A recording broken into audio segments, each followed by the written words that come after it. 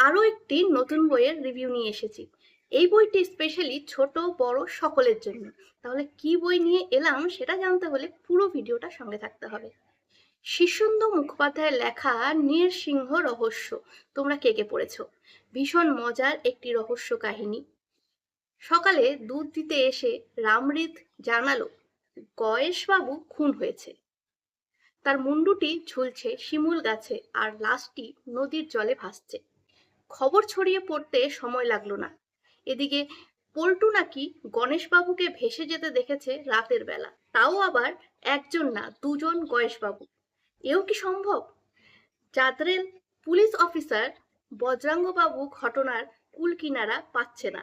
সিংহের মুখোশ পরা কেউ নৌকোয় করে জলায় ঘুরে বেড়ায়। সে কি ভালো না খারাপ লোক?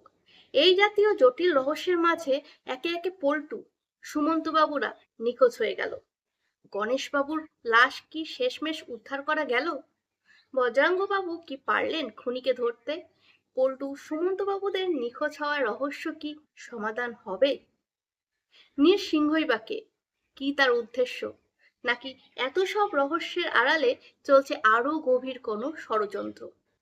দুর্দান্ত জমজমাটি একটি রহস্য কাহিনী আনন্দ পাবলিশার্স প্রাইভেট লিমিটেড থেকে প্রকাশিত শীর্ষেন্দু মুখোপাধ্যায়ের লেখা অদ্ভুতুড়ে সিরিজের নৃসিংহ রহস্য।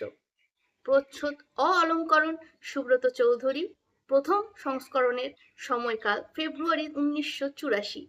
ত্রয়োদশ মুদ্রণ জুন 2023। দাম মাত্র 275 টাকা। যারা যারা সংগ্রহ করনি তারা অবশ্যই করে নিতে পারো। এই বইয়ের আরো যে ভাগগুলো রয়েছে সেগুলো নিয়ে খুব তাড়াতাড়ি আসবো। এটা হলো প্রথম। আজকে এই পর্যন্তই। ধন্যবাদ।